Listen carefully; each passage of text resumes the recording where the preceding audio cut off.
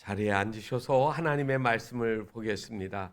야고보서 1장 2절 말씀부터 4절까지의 말씀입니다. 371페이지에 있습니다. 신약성경 야고보서 1장 2절부터 4절까지의 말씀 함께 봉독하겠습니다. 내 형제들아, 너희가 여러 가지 시험을 당하거든 온전히 기쁘게 여겨라. 이는 너희 믿음의 시련이 인내를 만들어내는 줄 너희가 알미라. 인내를 온전히 이루라. 이는 너희가 온전히 하고 구비하여 조금도 부족함이 없게 하려 함이라. 아멘. 이제 하엘의 찬양 읽겠습니다.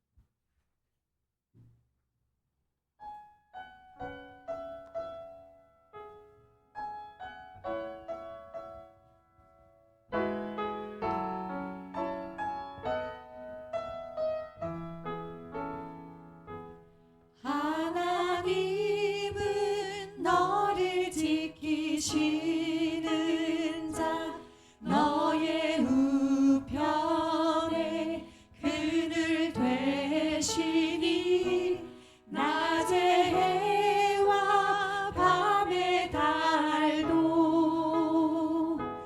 너를 해치 못하리. 하나님은 너를 지키시는 자, 너의 환난을 면케하시니 그가 너를 지키시리라. 너의 출입을 지키시리라.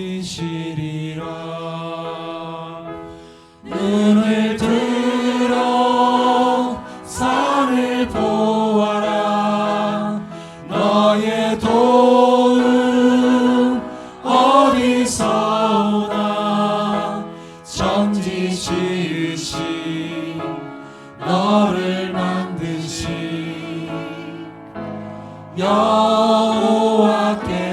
여호와께로다. 하나님, 당신은 저의 오른편에 서서 저를 보호해 주시는 그늘이 되어 주십니다. 낮의 해가 저를 상하지 못하게 하시고 밤의 달도 해치지 못하게 하시는 하나님, 저는 당신의 인도하심 아래서 평안을 누립니다. 당신은 언제나 저를 모든 해악에서 지켜주시고 저의 영혼을 안전하게 보호해 주시는 분이십니다. 저는 당신의 돌보심을 믿으며 당신의 사랑과 은혜 안에서 안전함을 느낍니다.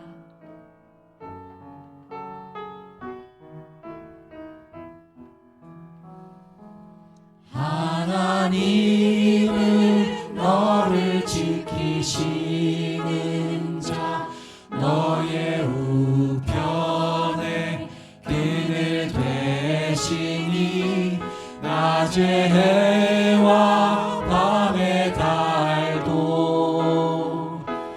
너를 해치 못하리.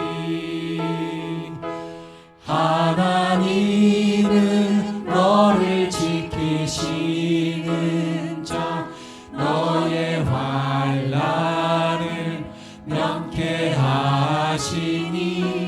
그가 너를 지키시리라. 너의 출입을 지키시리라.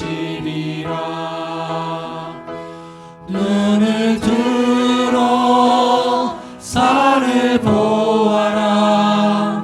너의 도움 어디서 오나. 천지 지으신 너를 만드신 여호와께로다.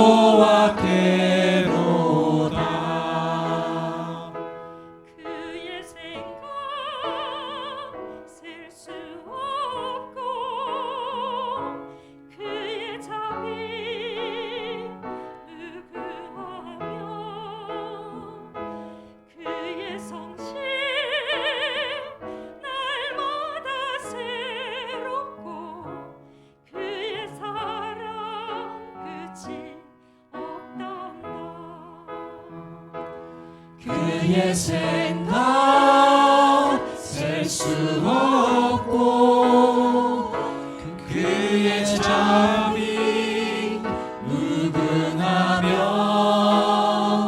그의 성실 날마다 새롭고 그의 사랑 끝이 없단다.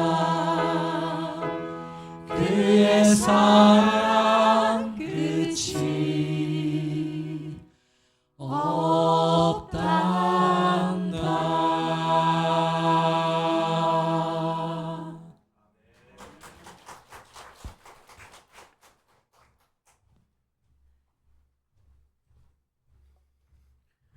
그의 사랑 끝이 없단다. 그러니까 영화 제목이 생각나, Endless Lover라는 사랑 이야기가 생각이 났습니다.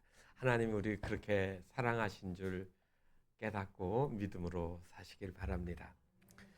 어느 작은 마을에 매일같이 장을 가려면 산을 넘어가야 되는 마을이 있었습니다. 그 마을에 나이든 노인 한 분이 자전거를 타고 장을 오가시게 되는데, 그 산을 이렇게 자전거를 끌고 넘어가는 게 쉬운 일이 아니었습니다. 그런데 그 노인은 한결같이 걷기보다는 자전거를 끌고 다니는 겁니다. 그래서 어느 날 사람들이 이 노인에게 물었습니다. 어떻게 이렇게 힘든 길을 매일 오를 수가 있습니까? 그랬더니 노인이 이렇게 말합니다. 나도 산을 오를 때는 힘이 들어요. 그런데 이 산을 끝까지 올라가다가 어느 순간에 다 올라가면 그 다음에는 수월하게 내려가는 것이 있다라는 것을 힘들 때마다 나는 생각하면서 이 자전거를 타고 갑니다. 이렇게 말을 했습니다. 우리 신앙생활도 견디기 어려운 고난도 있고 시련 가운데 빠질 때도 있지만, 하나님은 우리에게 그 사랑으로, 그 끝이 없는 사랑으로 우리를 보호하시고 인도하신다는 말씀입니다. 오늘 우리가 읽은 2절로부터 4절 말씀은 우리가 시험을 대하는, 어려움과 고난을 대하는 관점을 다르게 해줍니다. 하나님, 이 고난이 없게 해주세요. 이 고난이 제발 나에게 닥치지 않게 해달라고 우리 참 많이 기도하고, 또 자녀들을 위해 기도할 때도 하나님, 내 아들, 내 딸만큼은 나와 같은 어려움이나 고난이 없게 해달라고 많이 기도합니다. 그런데 시험은 단순히 피할 대상이 아니라 오히려 그 시련을 통하여서 더 성숙해지고 더 온전해지는 하나님의 사람이 되도록 도와주기 때문에 오히려 이것을 기뻐하라고 오늘 성경이 우리에게 이야기를 하고 있습니다. 그러면 이 편지를 받는 사람들은 어떤 사람일까요? 야고보서 1장 1절에 바로 위에 있는데, 흩어져 있는 12지파라고 이야기가 나와 있습니다. 이 흩어져 있는 12지파는 어떤 사람인가요? 유대인 그리스도인입니다. 12지파는 유대인 12지파를 가리키는 거예요, 이스라엘에. 그런데 이 사람들이 왜 예루살렘에 살지 못하고, 왜 유다 땅에 고국에 살지 못하고 먼 곳으로 흩어져 살게 되었을까요? 유대 동족들한테 배척을 받은 겁니다. 하나님을 믿는 믿음이 같은 거라고 생각했는데, 어느 날 예수 그리스도가 나와서 복음을 전하고, 그리고 십자가에 매달려 죽었는데 그 예수를 너무너무 사랑하는 사람, 그래서 예수님이 메시아라고 고백했던 그 믿음들 때문에 자기 동족들한테도, 유대교인들한테 배척을 당하는 겁니다. 뿌리가 뽑혔습니다. 살던 고향에서 떠나야 됐던 겁니다. 먼 외국 땅으로 돌아다니게 됩니다. 그런데 거기 가서는 편안했을까요? 로마가 어느 날 로마 시내에서 큰 화재가 나니까 일설에 의하면 로마가 불을 질렀다고 하는데, 그 미친 광기로 로마가 불타기 시작하니까 그 책임을 네로 황제가 누구한테 책임을 전가하느냐면 로마에 있는 그리스도인들이 로마에 방화를 했다. 그래서 그리스도인들을 잡아 죽여라, 이런 명령이 떨어집니다. 그래서 로마뿐만 아니라 여기저기 도시에 사는 수많은 그리스도인들이 체포되고 죽임을 당하게 됩니다. 그러니까 이번에는 도시에도 살지 못하고 산과 외벽, 사람들 눈에 잘 안 띄는 골짜기로, 산속으로 숨어 들어가는 겁니다. 여러분들이 성지 여행을 가면 갑바도기아 지역에 괴레메 대림구유라고 하는 땅속으로 12층까지 내려가는 깊은 굴들을 볼 수가 있습니다. 바로 그리스도인들이 박해를 피해서 거기에 들어가서 어떤 때는 1년도 한 번도 나오지 못하고 그 안에서 살다가 해도 보지 못하니까 병도 걸리고, 그래서 오늘날 여러분들처럼 길게 사는 것이 아니라 평균적으로 40세 정도 살다가 세상을 떠나는 겁니다. 바로 이 야고보는 그 어려움을 당하는 그 교우들한테 지금 편지를 써서 격려하고 위로하고 있습니다. 그런데 시험을 당하거든 온전히 기쁘게 여기라, 이렇게 말씀하시잖아요. 여러분, 주기도문 하실 때 어떻게 기도하십니까? 우리를 시험에 들게 하지 마옵시고 다만 악에서 구하옵소서. 시험에 빠지지 않게, 시험에 우리가 들지 않게 해달라고 그렇게 합니다. 그런데 오늘 본문에서는 시험을 기쁘게 여기라고 말씀하시는 거예요. 주기도문에 나와 있는 시험도, 그리고 오늘 본문에 나와 있는 시험도 헬라어로 보면 페이라스모스라는 단어인데 같은 단어를 썼습니다. 그런데 이 단어는 뜻이 복합적인 뜻이 담겨 있습니다. 어떤 때는 유혹이라는 말로 쓰이고 어떤 때는 시련이라는 단어로, 같은 단어에 그 두 뜻이 다 담겨 있습니다. 그래서 주기도문에 우리를 시험에 들게 하지 마옵시고는 영어로 보면 이렇게 되어 있습니다. And lead us not into temptation. temptation이라는 말이 유혹이라는 말이에요. 유혹당하지 않게. 그러면 이 말은 무슨 말일까요? 시험, 유혹에 빠져서 거기에 들어가지 않게 해달라는 거예요. 쾌락적인 삶, 그리고 악한 삶, 불의한 일들에 내가 유혹당하지 않게 해달라고 그렇게 이야기하는 거고요. 오늘 여기에 나와 있는 2절에 있는 이 시험이라는 말도 페이러스모스라는 똑같은 단어인데 여기서는 무슨 뜻으로 되어 있냐면 시련과 고난, 그런 의미가 담겨 있습니다. 그래서 이 1장 2절의 이 말씀을 NIV 성경에 있는 말로 읽으면 Whenever you face trials of many kinds, trial, 시련, 고난, 아픔, 역경, 이런 의미들을 담고 있는 거예요. 사실 여러분, 어려운 일들, 고통스러운 일을 당하려고 교회 나오는 거 아니시잖아요. 그런데 지금 야고보는 이 고난을 당하는 성도들한테 기뻐해 라고 직설적으로 이야기를 하고 있습니다. 그 말도 그냥 잠깐 기뻐하라는 말이 아니라 뭐라고 했느냐면 앞에 나와 있는 말이 뭐예요? 온전이라는 말을 썼습니다. 온전히. 이 온전이라는 말은 헬라어에서 텔레이오스라는 말인데 완벽하게, 전적으로 다른 생각 없이 그것 자체를 기뻐하는 것을 말하는 겁니다. 그래서 영어 성경에는 이 말을 온전히 기뻐하라를 pure enjoy라는 말을 썼습니다. pure라는 말은 맑고 순결한 것을 가리키는 것. 거기에 다른 복합적인 이중적인 그런 생각이 없는 거예요. 그래 감사하지. 하나님이 이 고난 주셔서 감사해 하는데 이 말로는 감사하다고 속으로는 아닌데, 나 가난한 게 하나님 감사해요 해놓고 나서 돈 좀 많이 주시지, 이 말이 아니란 말이에요. 지금 있는 그대로를 받아서 감사하라는 겁니다. 왜 이렇게 했을까요? 여러분, 두 개의 돌덩어리가 있습니다. 하나는 금이 섞여 있는 돌덩어리고, 그리고 하나는 돌 자체 그대로입니다. 겉모양으로 보면 크게 차이가 나질 않습니다.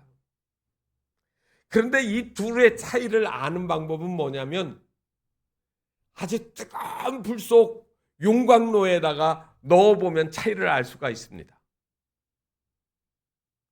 금이 그 돌틈에 박혀있는 그 금광석이라고 하는 그 돌을 넣어놓으면, 불이 가해지면 그 미세하게 갈라진 금줄을 따라서 금이 녹아내려서 바깥으로 나오는 거예요. 그런데 금광석이 아닌 일반 돌은 아무리 불 떼고 아무리 노력을 해도 나오는 게 없어요. 금이 얼마나 귀한지, 이 금을 얻으려고 하면 집채만큼 쌓이는 금광석에서 겨우 손바닥만한 작은 금이 나오는 거죠. 조금의 금이 나오는 겁니다. 집채만큼을 부스러뜨리고 쪼개고 쪼개서 용광석에 넣었는데 고작 조금밖에 나오지 않는 거죠. 금의 불순물도 너무 많이 섞여 있어서 어떤 데는 거기에 철분도 나오고 납성분도 나오고 그리고 은도 섞여 나올 수 있습니다. 그러나 그 중에 금은 금처럼 금과 같이 자기들끼리 똘똘 뭉쳐서 금을 추출해내는 겁니다. 여러분, 지금 어려움이 여러분들에게 있으면 하나님이 지금 나를 용광로 속에 넣어두고 계시구나 생각해 보셨습니까? 어려움이 있으면, 예수 잘 믿는데 죄 짓는 것도 없는데 하나님 말씀대로 살려고 하는데 나에게 시련이 있으면 하나님이 나를 지금 용광로에 두셨어. 귀한 거는요, 오래 용광로에 두세요, 하나님. 어떤 분은 이미 다 체험하고 끝이 나신 분들도 있습니다. 과거에 용광로 속에 아주 수도 없이 많이 들어가서 담금질을 해가지고 단련이 돼서 아주 정금과 같이 나온 분들도 있고요. 베드로전서 1장 7절 말씀에는 이렇게 썼습니다. 너희 믿음의 확실함은 불로 연단하여도 없어질 금보다도 귀하여 예수 그리스도께서 나타나실 때에 칭찬과 영광과 존귀를 얻게 할 것이니. 여러분, 뭐보다 귀하다고 했습니까? 금보다 귀하다고 했습니다. 여러분 삶에서 나온 그 보석과 같은 것들은 금보다도 귀하다. 이 땅에 얼마나 많은 사람이 사는가 제가 어제 인구 조사를 했습니다. 그랬더니 81억이더라고요. 그리고 과거에는 중국의 사람들이 인구가 제일 많았는데 중국을 이겼어요. 인도가 14억이에요. 참 사람들이 많은데 예수 그리스도를 믿는 사람은 그렇게 많지 않습니다. 믿음을 가지고 있다는 것 자체만 해도 얼마나 귀한지 모릅니다. 그런데 우리가 가지고 있는 이 믿음을 하나님은 사용할 수 있게끔 값지게 그리고 귀하게 더 순수하게 만들려고 용광로 속에다가 뜨거운 불 속에다가 넣기도 합니다. 그래서 우리를 깨끗하게 만들고 성경에 나와 있는 것처럼 온전한 기쁨, 퓨어 인조이가 되도록 만들어 놓으시는 거죠. 금광석 안에는 금이 아닌 다른 것들도 많이 섞여 있습니다. 그래서 그거 금광석은 귀하긴 하지만 그대로 쓸 수가 없으니까 방법이 없어요. 용광로 들어갔다 나오는 것밖에 없습니다. 이제는 금광석으로 쌓아놓고 있는 것이 아니라 이제 하나님이 진짜로 나를 사용하시려고 하는구나. 이때야 내가 하나님께 쓰임 받겠구나 하는 그러한 기회가 되어지는 겁니다. 용광로에 안 들어가면 그냥 돌덩어리입니다. 석자가 붙잖아요. 금광석, 돌로 있는 거예요. 돌 속에 있을 뿐이에요. 금이 나오지 않아요. 용광로 속에 들어갈 때 금이 나오는 겁니다. 로마서 5장 3절 말씀에서 5절에 보면 우리가 환난 중에도 즐거워하나니 이는 환난은 인내를, 인내는 연단을, 연단은 소망을 이루는 줄 알미니라, 이렇게 말씀하고 계십니다. 제가 한 말이 아닙니다. 여러분, 하나님의 말씀에 기록되어진 것은 그 사실대로 환난이 우리에게 연단을 통해서, 그래서 오늘 본문 말씀에도 인내를 온전히 이루라 이렇게 말하고 인내를 만들어 낸다라고 말씀하시잖아요. 그래서 이 인내가 단련이 되어지면 우리에게 소망을 가져다 주는 겁니다. 1장 2절에 보면 또 이어서 이런 표현들이 있습니다. 여러 가지 시험을 만나거든. 아이고, 시험 하나 만나는 것도 어려운데 왜 하나님 하나가 끝나면 또 다른 게 생기는지, 왜 이렇게 종류도 많은지, 왜 이렇게 삶이 고난인지, 도대체 얼마나 많은 고난이 있다라고 생각하시는지요. 오늘 성경에 보면 이 유리하고 흩어져 사는 12지파에게 제일 급한 게 뭐겠습니까? 낯선 곳으로 가면 먹고 사는 게 제일 어렵습니다. 그래서 오늘 여기 아래쪽에 가면, 그 말씀 아래쪽에 가면 9절과 10절을 이렇게 써놨습니다. 낮은 형제는 자기의 높음을 자랑하고 부한 자는 자기의 낮아짐을 자랑할지니. 여기 낮은 형제 얘기하고 10절에 부한 자 나오잖아요. 그러니까 이게 유추해서 보면 낮은 형제는 가난한 형제를 가리키는 말입니다. 그래서 우리말 번역 성경에는 이렇게 썼어요. 어려운 처지에 있는 형제는 자신의 높은 위치를 자랑하고 부자는 자신의 낮은 위치를 자랑하십시오, 이렇게 번역을 했습니다. 과거나 지금이나 우리의 필요한 것들이 물질을 통하여서 만들어지기 때문에 경제 문제가 살아가는 동안에 가장 현실적인 문제입니다. 그런데 신앙은 이 물질의 불순물을 우리가 통과해야 되는 겁니다. 쉽게 말하면 돈의 문제의 시험을 넘어서셔야 돼요. 돈 들어오면 좋아서 입이 쫙 째졌다가 돈이 안 들어오면 입이 꽉 다물고 화난 표정이 되는 거, 여러분 그거 보고 하수라고 합니다. 신앙으로도 보면 하수예요. 고수들은 그렇게 하는 거 아니에요. 사도 바울이 뭐라고 했습니까? 부요함에도 가난함에도 일체의 비결을 깨달았더라. 이 사도 바울이 신앙에 깊이 들어가니까 외풍에 시달리지 않아요. 외풍의 영향을 받지 않아요. 다시 말하면 외적인 조건에 의해 가지고 내 마음의 믿음이, 평정이 깨지지 않는다는 거예요. 전에도 말씀을 드렸지만 돈은 우리를 편리하게는 해줍니다. 그런데 돈 자체가 평안이 아닙니다. 돈이 있으면 좋은 차 살 수 있어요. 돈 없으면 걸어가서 자전거 타고 다녀야 되고 걸어 다녀야 되고 하면 더 땀나고 힘들 수는 있어요. 그런데 그것이 마음의 평안, 피스하고는 상관이 없어요. 도둑질한 사람이 벤츠 아주 비싼 차를 타고 달려가도 그 속에는 잡히지 말아야 되는 불안감이 있잖아요. 걸어 다녀도 경찰이 보여도 마음이 불안하지 않고 흔들리지 않잖아요. 돈은 우리에게 편리를 주지만 돈 자체가 나의 구원도 아니고 행복의 근원도 아니에요.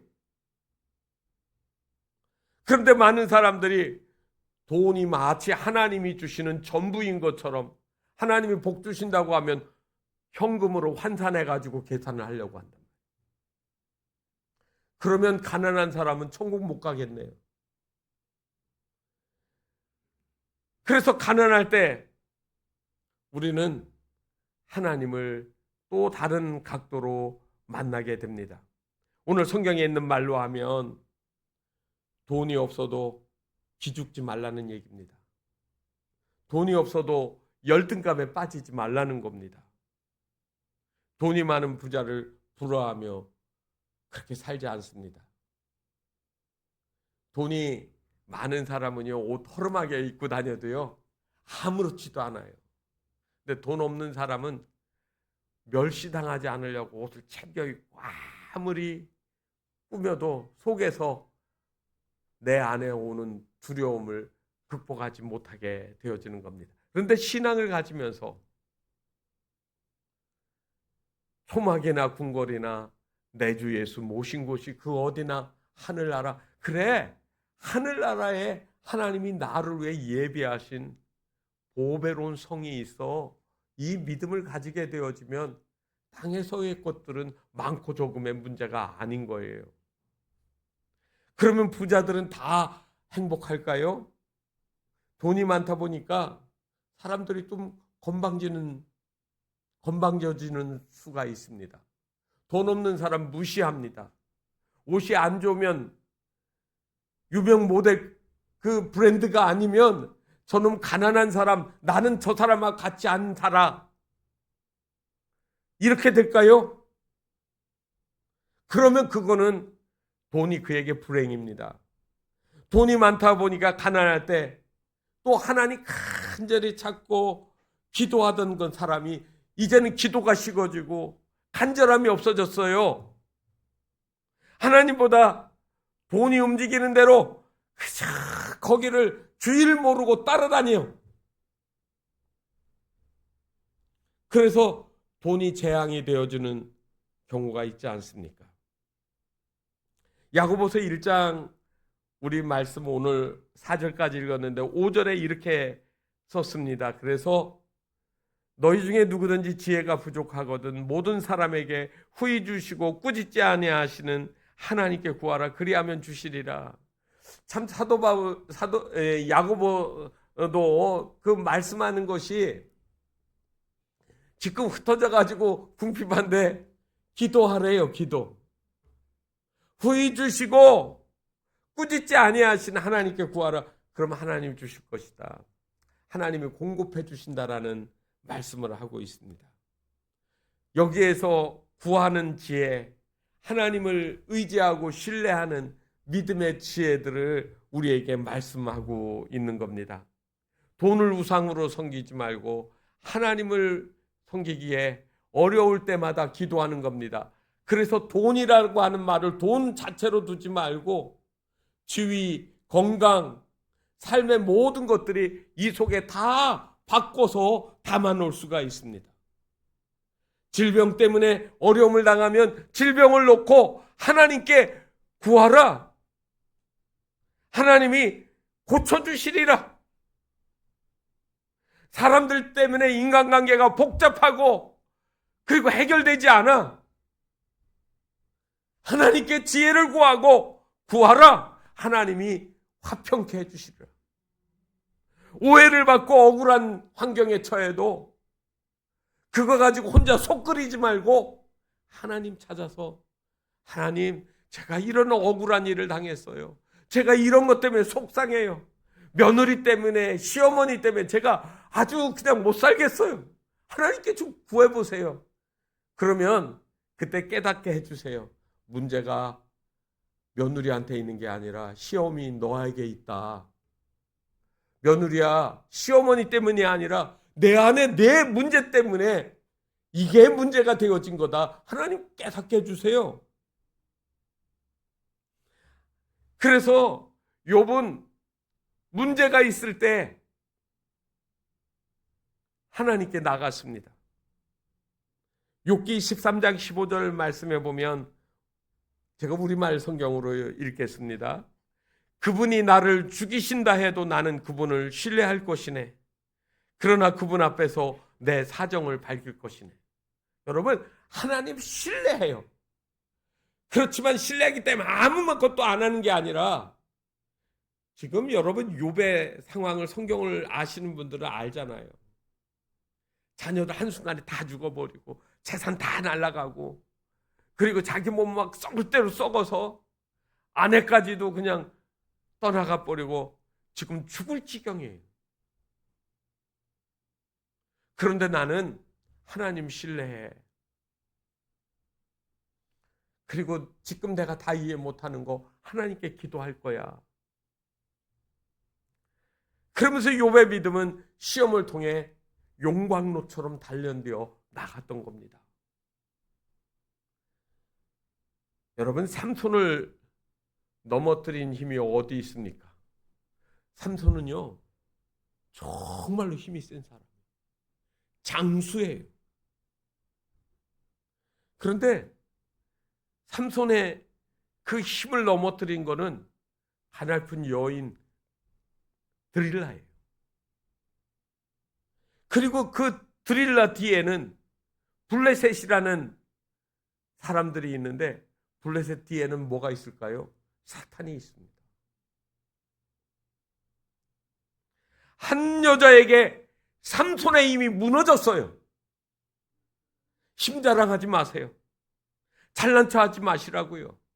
내가 이 땅에 사는 동안에 가지고 있는 그 힘이라고 하는 거는 어느 한순간에 여지없이 무너질 수가 있어요. 우리가 기도하지 아니하면, 하나님께 나가지 않으면 이게 없어지지 않아요. 오늘 3절과 4절에 보면 너희 믿음의 시련이 인내를 만들어내는 줄 너희가 암이라. 여기 인내가 뭘까요? 참고 기다리는 거예요. 어려운 일이 있을 때 하나님께 간절히 문제를 놓고 기도하고 참고 기다리는 거. 조급해하지 마세요. 조급한 사람 다 부셔졌어요. 참고 인내하세요. 아무것도 안 하고 눈 딱 감고 기다리라는 얘기 아니죠? 기도하는 거예요. 하나님의 신실성을 믿고. 그러면서 여러분, 불이 활 타면 금광석에서 금이 쭈르르 하고 조금씩 떨어지는데, 그것이 모여서 뭐가 돼요? 금덩어리가 되는 거죠. 하나님은 우리를 그렇게 만드시려고 여러 가지 시험을 사용하십니다. 걱정이 없을 것 같은데 어느 날 걱정이 생기게 하시는 거죠. 리차드 칼슨이 쓴 책 제목에 우리는 사소한 일에 목숨을 건다 그랬습니다. 별로 목숨을 걸 일이 아닌데 여기다 목숨을 거는 거죠. 사소한 일, 별 볼 일 없는 거, 그거 그렇게 부셔야 될까? 그런데 이 리차드 칼슨은 이 책에서 하는 말이, 결국은 모든 문제는 밖에 있는 게 아니라 내 안에 있다 라고 이야기를 해줍니다. 그래서 나를 바꾸면 못 이길 게 없는 겁니다.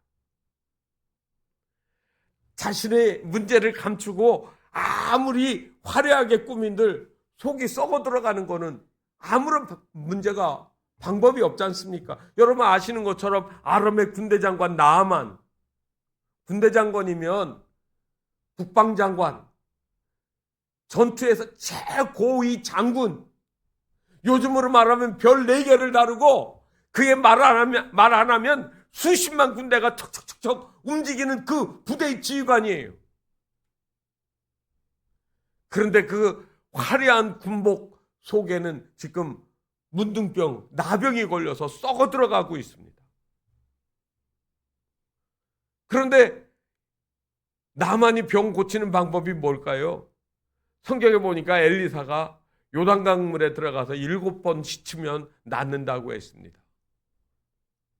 똑같은 물인데 한 번이면 왜 안 되고 7번 들어갈까요?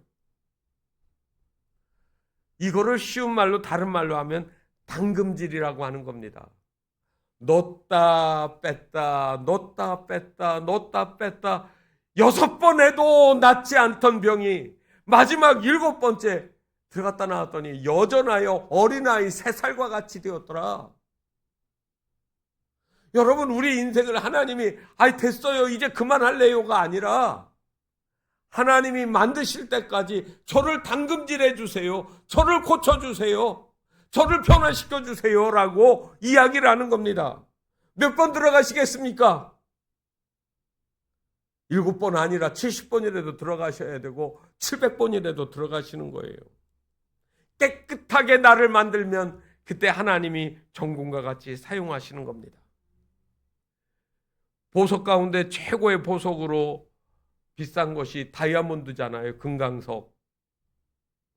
그런데 이 금강석은 지표면에서 아래로 200kg가 들어가서 탄소 덩어리가 엄청난 압력과 온도로 만들어진대요. 그런데 그게 지각 변동이 일어나고 지진이 일어나고 화산이 막 터져가지고 이렇게 되면서 땅속 깊은 것들이 지표면 위로 올라오지요. 그래서 그거를 발견하면 말 그대로 노다지, 다이아몬드를 손에 얻는 겁니다. 압력 때문에 무지무지한 압력을 견뎠더니 다이아몬드가 된 겁니다.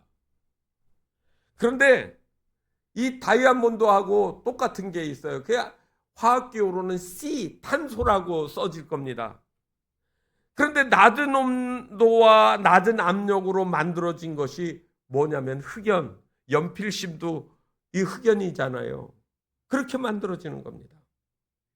환경에 따라서 어떤 사람은 그 고난이 깊고 인생의 시련이 아픔이 어려움이 깊게 가는 것 같은데 그거에 따라서 하나님이 다이아몬드를 만들어 놓으세요.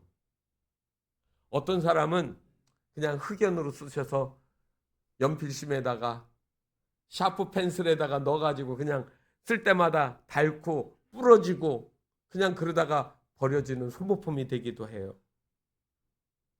여러분, 하나님이 나를 인생에서 압력을 가하시고 힘들게 하실 때 원망하지 말고 기대하세요. 고난이 크십니까? 지금도 압력 때문에 어려우십니까? 하나님이 나를 깊게 압력을 가해서 탄력을 더 강하게 만들어 놓고 다이아몬드처럼 만드실 거야. 구비하여 부족함이 없게 하시는 겁니다. 그런데 당할 땐 정말 어려워요. 여러분도 어렵고 저도 어려워요. 여러분 아시는 것처럼 아브라함이 100세의 아들 하나를 얻었는데 그 아들 이삭을 하나님이 정말로 선물로 주셔서 볼 때마다 쪽쪽 빨고 막 품에 안고 정말로 내 소망, 내 모든 게 여기다 다 들어갔는데 어느 날 이유도 말씀하지 않고 왜 바쳐야 되는지 설명도 안 하시고 바쳐.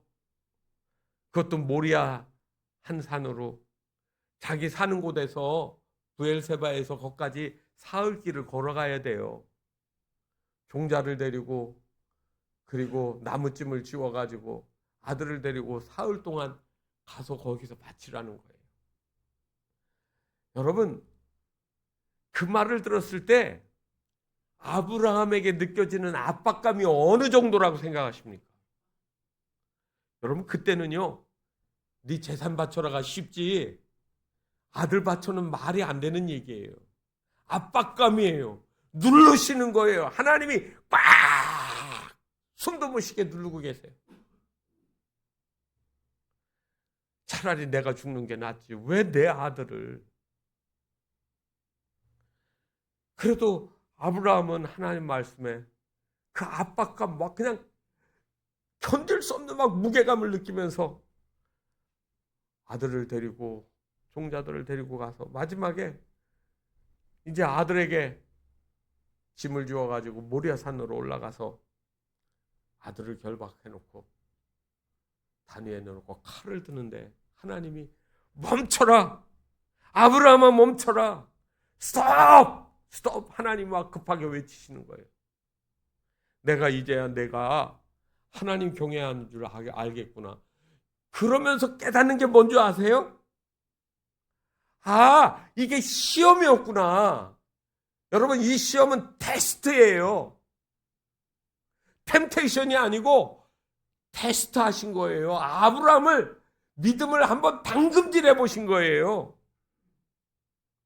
그래서 아브라함이 믿음의 조상이 되어집니다. 여러분, 악기를 잘 사용하려면 뭘 해야 되냐면 튜닝을 해야 연주가 됩니다. 기타 줄을 소리가 예쁘게 나오게 하려면 줄을 땡기면서 팅팅팅팅팅팅 해야 돼요. 오케스트라에 가보면요, 제1 바이올린이 악장입니다. 이 사람이 찡 하면 나머지 악기들이 그 음에 맞춰가지고 다 조율, 튜닝을 해야 그게 오케스트라가 소리가 나지. 하나님이 우리를 사용하시려고 할 때 튜닝하게 하시는 것이 저와 여러분의 인생을 하나님이 흔드실 때예요. 도공의 손에 진흙이 맡겨져 봐요. 멋있게 만들어집니다. 어느 한 가정에 부인이 있습니다. 그 집에는 남편한테, 아내한테 꽉 잡혀 사는 남편이 있고요, 딸 6이 있습니다. 어느 날 이 부인이 장에 가서 돌아오면서 예쁜 인형을 하나를 사가지고 왔습니다. 6 딸들이 눈이 초롱초롱하면서 누구에게 줄까 쳐다보고 있는데 엄마가 딸들한테 얘기합니다. 가장 말 잘 듣고 얌전하고 말대꾸하지 않고 전적으로 순종하는 사람에게 요거 줄 거야. 그 말이 멈추는 순간에 딸 6이 서로 얼굴을 번갈아 쳐다보면서 낙심을 합니다. 그리고 하는 말이 한 목소리로, 딸 6이 에이, 그러면 아빠잖아. 그 가정의 행복은요, 아내 말 잘 듣는 남편 때문에 행복해진 거예요. 여러분, 우리 신앙생활에 하나님 말씀에 잘 순종하고 그 말씀 의지하고 믿음으로 살아가면 여러분, 실수가 없어요. 행복해져요. 복이 생겨요. 그리고 감사가 생겨요. 왜냐하면 그 하나님이 우리를 도와주시잖아요. 후히 주실 거야. 좋게 해주실 거야. 감사하게 해주실 거야. 이 시간 우리의 인생의 뒤에서 나를 도와주시는 그 주님을 우리가 만나셔야 됩니다. 이 시간 우리가 나의 등 뒤에서 나를 도우시는 주, 이 찬송 부르고 우리의 믿음의 고백처럼 그렇게 되도록 기도하시겠습니다. 나의 등 뒤에서 나를 도우시는 주, 나의 인생 길에서 지치고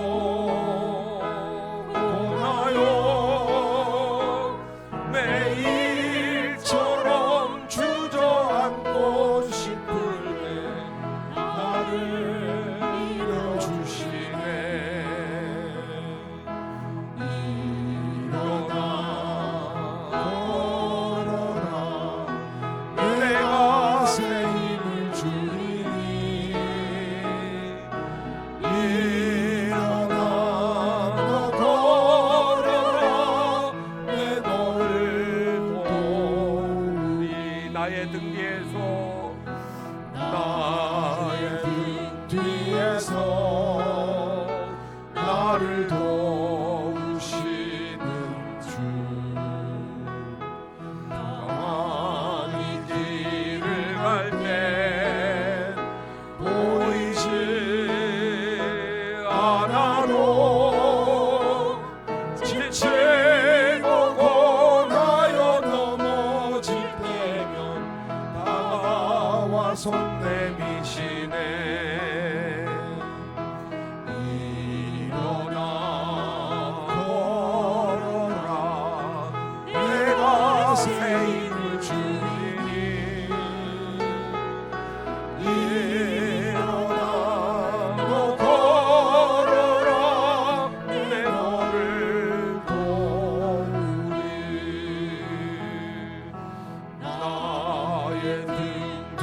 앞에서 나를 도우시는 주 때로 뒤돌아보면 여전히 계신 주 잔잔한 미소로 바라보시며 나를 재촉하시네. 일어나 걸어라 내가 새 힘을 주리니 일어나 너 걸어라 내 너를 도우리. 이 시간 우리 함께 눈을 감고 기도하시기 바랍니다. 고난이 내가 당할 때 눈물 나고 절망스러워서 한탄하고 낙심하셨나요? 하나님, 오늘 말씀을 통하여서 고난을 당하고 시험을 당할 때 기쁘게 여기라고, 그것도 온전히 기쁘게 여기라고 주님 말씀하셔서 이 말씀 우리가 읽고 대하면서 내 삶이 고난을 당하는 모습들이 달라지게 해주십시오. 삶에서 시험을 마주하며 나의 연약함, 그것의 한계를 느끼며 하나님이 내 인생에서 금광석처럼 금이 쏟아져 나오도록 만드시려는 하나님의 용광로 속에 있음을 깨닫고, 하나님 그 말씀 안에서 내가 다듬어지고 새 사람 되게 해달라고 이 시간 우리 함께 짧은 시간이지만 간절한 마음으로, 같은 마음으로 기도하시겠습니다. 살아계신 하나님 아버지, 우리를 여기까지 인도하시도록 붙잡아 주시고 다스려 주시고 은혜 주신 것 감사드립니다. 그러나 하나님 아버지, 아직도 해결되지 않은 내 안에 하나님 만들어져야 될 부분들이 있어서 하나님 우리에게 시련이 오게 하시고 여러 가지 시험을 만나게 하시고 또 우리를 하나님의 사람으로 다듬어 가심을 저희들이 알게 하시니 감사를 드립니다. 하나님 아버지, 지금도 내 안에서 역사하시고 일하시는 그 주님 앞에 나를 온전히 내어 맡길 수 있도록 은혜를 주시옵소서. 하나님 아버지, 깨닫게 하시고 낙심하지 않게 하시고 절망하지 않게 하시고 후이 주시고 꾸짖지 아니하시는 주님께 구하라. 그리하면 그가 주시리라. 너희가 사는 곳이 산이고 골짜기고 어둠의 골짜기여서 내가 너에게 줄 것이라고 하시는 이 음성을 저희들이 다 들을 수 있도록 하나님 아버지 저희들에게 깨우쳐 주시고 통행하여 주시고 인도하여 주시옵소서. 우리 주 예수님의 이름으로 기도하옵나이다. 아멘.